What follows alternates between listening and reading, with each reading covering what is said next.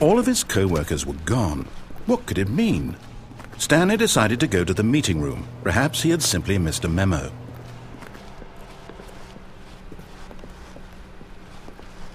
When Stanley came to a set of 2 open doors, this was not the correct way to the meeting room, and Stanley knew it perfectly well.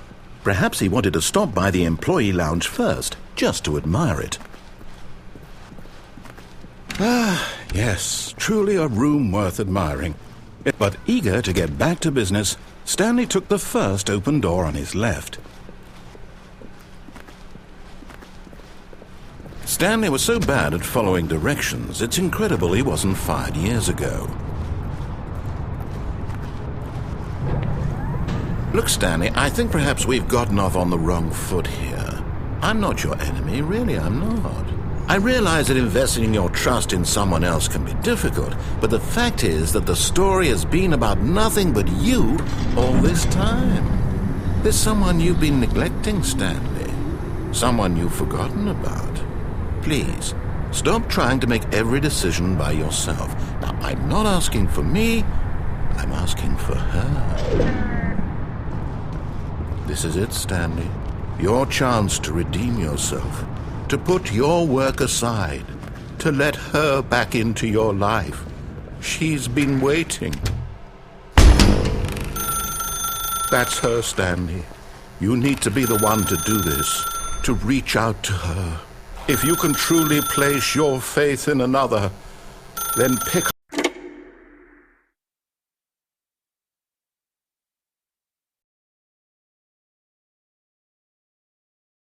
Oh, Stanley, is that you?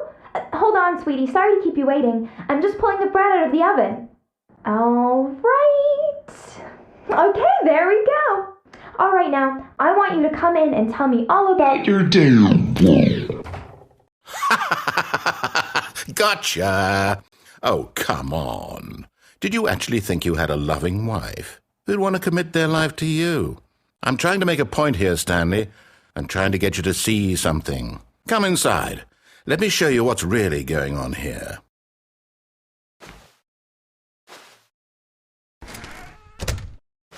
This is a very sad story about the death of a man named Stanley.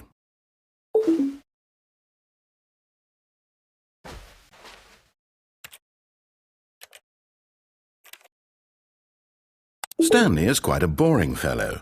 He has a job that demands nothing of him, and every button that he pushes is a reminder of the inconsequential nature of his existence.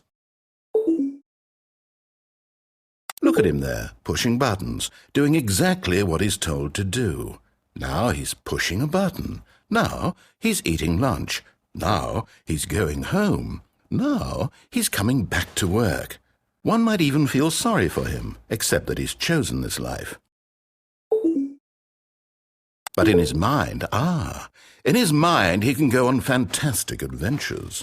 From behind his desk, Stanley dreamed of wild expeditions into the unknown, fantastic discoveries of new lands.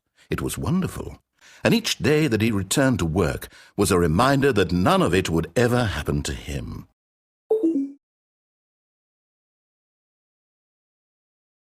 And so he began to fantasize about his own job.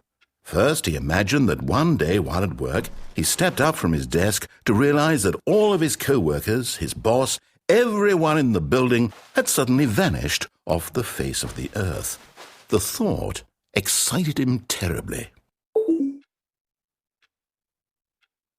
So he went further. He imagined that he came to 2 open doors and that he could go through either.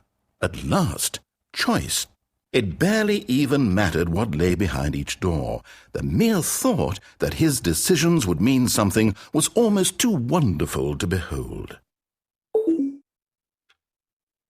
As he wandered through this fantasy world, he began to fill it with many possible paths and destinations. Down one path lay an enormous round room with monitors and mind controls. And down another was a yellow line that weaved in many directions, and down another was a game with a baby. And he called it the Stanley Parable. It was such a wonderful fantasy, and so in his head he relived it again and then again, and again, over and over, wishing beyond hope that it would never end, that he might always feel this free. Surely there's an answer down some new path, mustn't there be? Perhaps if he played just one more time. But there is no answer. How could there possibly be? In reality, all he's doing is pushing the same buttons he always has. Nothing has changed. The longer he spends here, the more invested he gets, the more he forgets which life is the real one.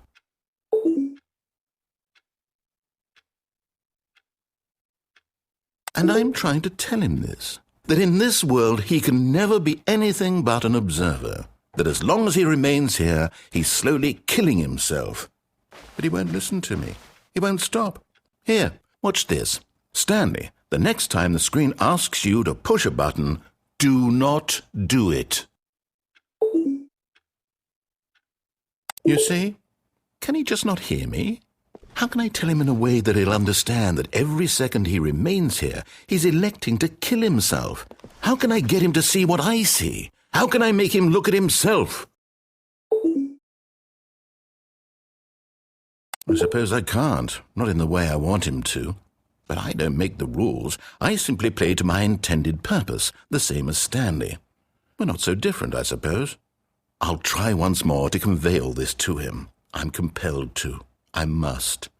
Perhaps, well, maybe this time he'll see. Maybe this time. And I tried again, and Stanley pushed a button. And I tried again, and Stanley pushed a button. And I tried